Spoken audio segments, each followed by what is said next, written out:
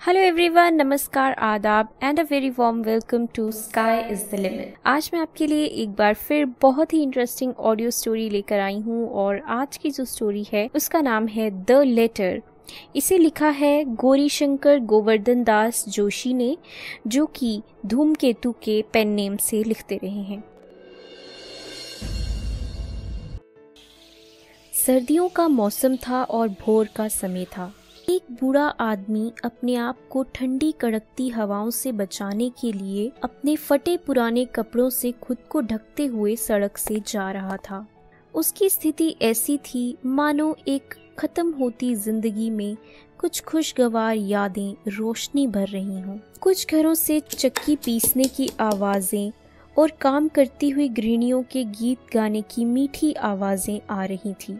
इन आवाजों से ऐसा लग रहा था मानो बूढ़े आदमी को अकेले रास्ते में कोई साथी मिल गया हो। बूढ़ा आदमी सर्दी से कांप रहा था, पर उसका निश्चय दृढ़ था। वह चलता रहा और तब तक चला जब तक कि वो टाउन गेट से बाहर एक सीधी रोड तक नहीं पहुंच गया। उस रोड के एक तरफ पौधे लगे हुए थे और दूसरी तरफ एक पब्लिक गार्डन था। गार्डन के उस पार एक पब्लिक बिल्डिंग थी। उस बिल्डिंग को देखकर बूढ़ा आदमी ऐसे खुश हुआ जैसे एक तीर्थयात्री अपनी मंजिल को देखकर खुश होता है। उस बिल्डिंग के बाहर बड़े बड़े अक्षरों में लिखा था पोस्ट ऑफिस। बूढ़ा आदमी अंदर गया और वहां जाकर बैठ गया। अंदर 2 से 3 काम कर रहे लोगों की आवाज दीवार के जरिए सुनाई दे सकती थी। अंदर से क्लर्क लगातार कुछ लोगों के नाम लिए जा रहा था और चिट्ठियां डाकिये को पकड़ा रहा था। वो बोल रहा था, पुलिस कमिश्नर साहब, सुपरिंटेंडेंट साहब, लाइब्रेरियन साहब। इसी तरह कुछ लोगों के नाम लेते लेते बीच में वो एक मजाकिया आवाज में बोला, टांगे वाला अली। ये सुनते ही बूढ़े आदमी ने खुले आसमान को देखा और आगे बढ़ गया। दरवाजे के पास पहुंचकर बोला, गोकुल भाई। दूसरी ओर से क्लर्क बोला, हाँ जी, कौन है? आपने अभी टांगे वाले अली का नाम लिया ना, मैं ही हूँ वो। बूढ़ा आदमी बोला। आगे क्लर्क ने डाकिये से कहा, साहब ये ना एक पागल बुड्ढा है, 5 साल हो गए हैं, रोज ये सुबह सवेरे सबसे पहले आया होता है, यहाँ बैठा होता है, जैसे पता नहीं कितनी चिट्ठियां इसको किसी ने लिखनी है। अब हमें भी बड़ा मजा आता है इसका मजाक लेने में। इसके लिए चिट्ठी तो कोई आई नहीं होती, हम फिर भी इसका नाम लेते हैं। इसको पता भी चल गया कि हम इसके साथ मजाक करते हैं, फिर भी ऐसे उठता है जैसे पता नहीं कौन सी चिट्ठी इसके लिए आई होगी। अली निराश होकर बेंच की तरफ लौट गया। अली के लिए बेंच पर यूं ही बैठे रहना और अपनी चिट्ठी का इंतजार करना तो मानो 5 साल से चली आ रही एक परंपरा बन गई थी।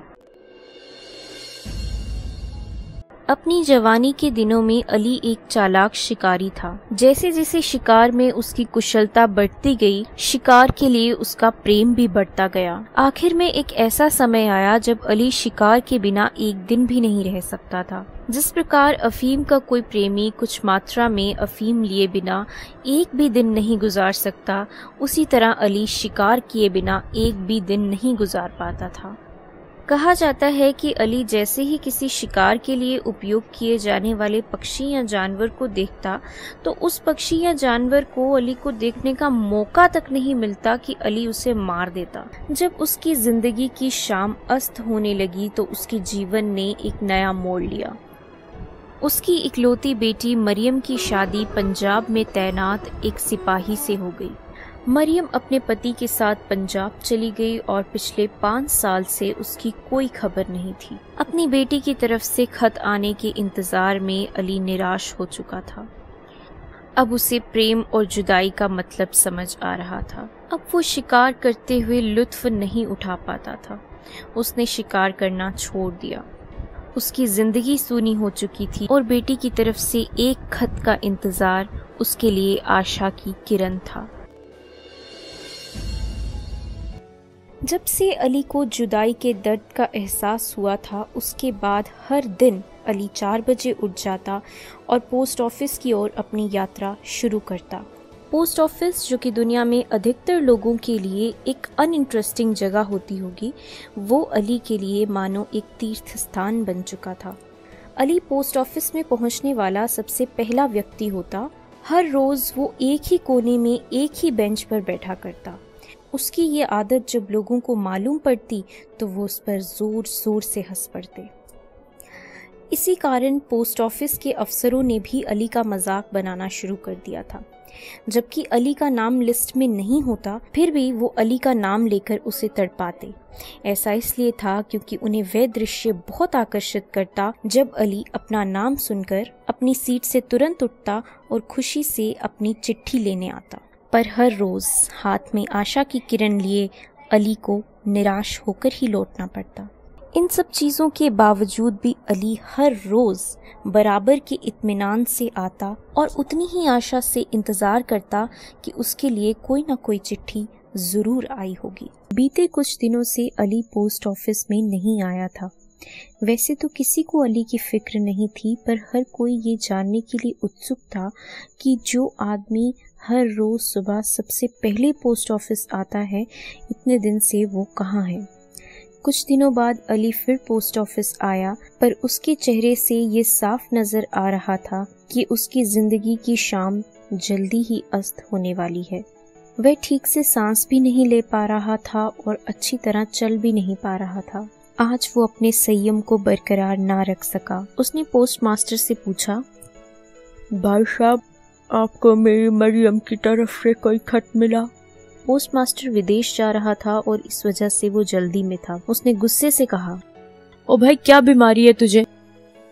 अली ने बेध्यानी में जवाब दिया, मेरा नाम अली है। पोस्ट मास्टर ने जवाब दिया, हाँ, मुझे पता है, पर तुम्हें क्या ऐसा लगता है कि हमने तुम्हारी मरियम का नाम लिख कर रखा है और जब उसका खत आएगा तो हम तुम्हें बता देंगे? अरे दिन में सैकड़ों चिट्ठियां आती हैं हमें, अब हर किसी का नाम थोड़ी याद रखेंगे। तो आप अब मरियम का नाम लिख लीजिए, जब मैं नहीं रहूंगा तो वो काम आएगा। अली बोला। अब पोस्ट मास्टर अपना संयम खो चुका था। वह बोला, अरे तुम्हें कुछ पता भी है? जब तुम्हारी चिट्ठी आएगी और तुम ही नहीं रहोगे तो हम क्या तुम्हारी चिट्ठी को खाएंगे? दफा हो जाओ यहाँ से। ये कहकर पोस्ट मास्टर जल्दी से वहाँ से निकल दिया। अली वहाँ से धीरे धीरे आगे चल दिया। उसकी आंखें आंसुओं से भर गई थी। अब वो पूरी तरह असहाय था, पर फिर भी उसे उम्मीद थी कि उसकी मरियम से उसे खत जरूर आएगा। अचानक अली ने एक क्लर्क के आने की आवाज सुनी और वह उस क्लर्क की तरफ मुड़कर बोला, भाई साहब। वह क्लर्क परेशान हो गया, परंतु वह दिल का अच्छा था, इसीलिए उसने कहा, जी बोलिए। अली ने उस क्लर्क को कुछ पैसे और एक पुराना टिन का डब्बा दिया और बोला, अल्लाह को हाजिर नाजिर जानकर मैं तुम्हें कुछ पैसे दे रहा हूँ। मेरे तो ये किसी काम के नहीं, पर तुम्हारे जरूर काम आएंगे। जब भी तुम्हें मेरी मरियम की ओर से कोई खत आए तो उसे मुझ तक जरूर पहुंचा देना। उस हैरान परेशान हुए आदमी ने अली से पूछा, पर मुझे आपको ये खत कहाँ देना है? अली ने जवाब दिया, मेरी कब्र पर। क्या? क्लर्क हैरान होकर बोला, हाँ भाई, आज मेरा इस दुनिया में आखिरी दिन है। मैंने अपनी मरियम को नहीं देखा, ना ही उसकी तरफ से मुझे कोई खत मिला है, पर मैं चाहूंगा कि मेरी मौत के बाद अगर मेरी मरियम की ओर से कोई खत आए तो तुम उसे मेरी कब्र पर रख देना।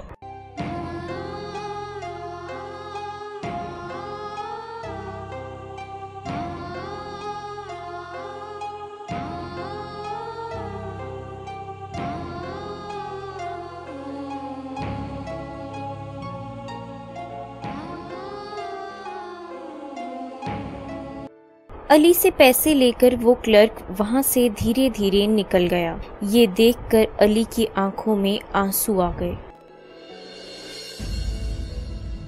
उस दिन के बाद किसी ने अली को कभी नहीं देखा, पर किसी ने उसकी खैरियत मालूम करने की जहमत नहीं उठाई। एक दिन वो पोस्टमास्टर जो अली के साथ बेअदबी से पेश आया था, खुद एक मुसीबत में फंस गया।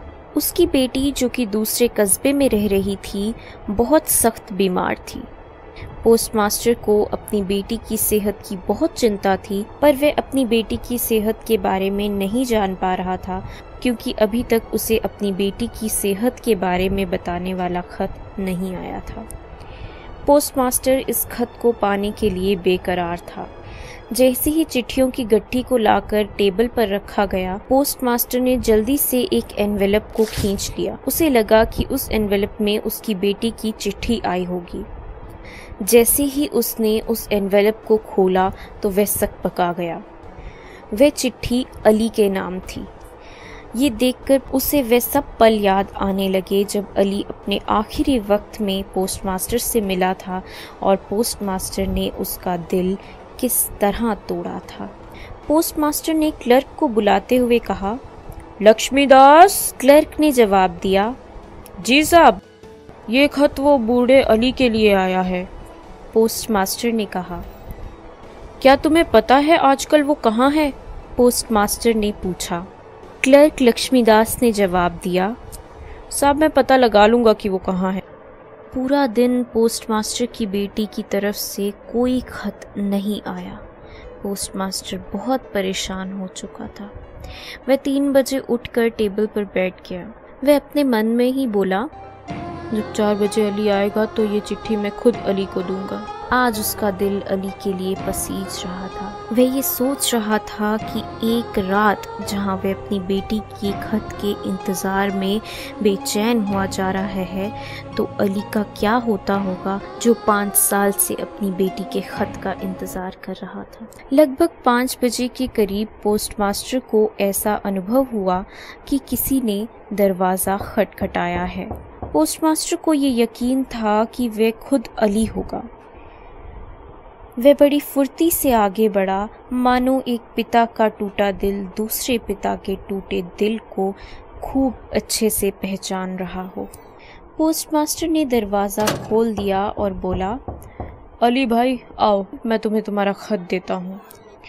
उसे ऐसा आभास हुआ कि वहाँ एक बूढ़ा आदमी छड़ी के सहारे खड़ा है और उसकी आंखें आंसुओं से भरी हुई हैं। वहीं क्लर्क लक्ष्मीदास ने पोस्टमास्टर को अली का नाम लेते हुए सुना था, इसलिए वह वहाँ दौड़ा दौड़ा आया और बोला, साहब आप ये किस अली से बात कर रहे हैं? पोस्टमास्टर ने क्लर्क की बात पर कोई ध्यान नहीं दिया। अचानक उसने देखा कि वह बूढ़ा आदमी वहाँ नहीं था। अब वह क्लर्क की ओर मुड़ा और बोला, वो अली आया था, मैं उसे खत देने ही वाला था कि वो चला गया। क्लर्क ने जवाब दिया, पर साहब अली तो 3 महीने पहले ही मर चुका है। ये सुनकर पोस्टमास्टर हैरान हो गया। उसने क्लर्क लक्ष्मीदास से पूछा, क्या तुम्हें पूरा यकीन है कि अली अब इस दुनिया में नहीं है?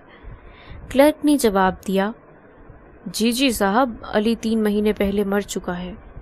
मरियम का खत भी वहीं पड़ा हुआ था और पोस्टमास्टर की आंखों में बार बार अली की तस्वीर आ रही थी। लक्ष्मीदास ने पोस्टमास्टर को अली के साथ हुई उसकी आखिरी बातचीत के बारे में बताया। आज भी पूरा दिन पोस्टमास्टर की बेटी की तरफ से कोई चिट्ठी नहीं आई थी, मगर अब पोस्टमास्टर चिट्ठियों की असली कीमत पहचान गया था।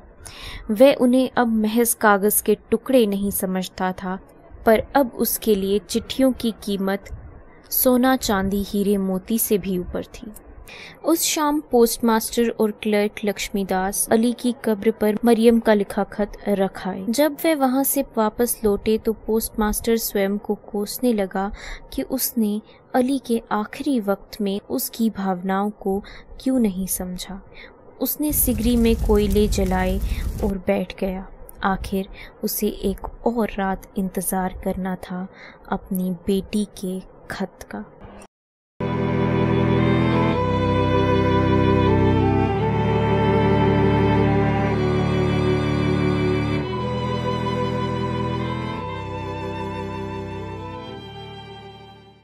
आज की ये स्टोरी ह्यूमन इमोशंस की सेंसिटिविटी पर बात करती है।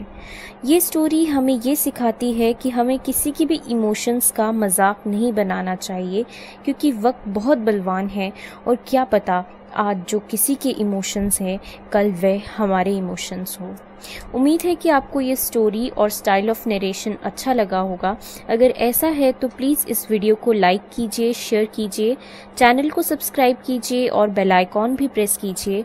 साथ ही साथ वीडियो से रिलेटेड फीडबैक भी मुझे ज़रूर दीजिए कमेंट सेक्शन में।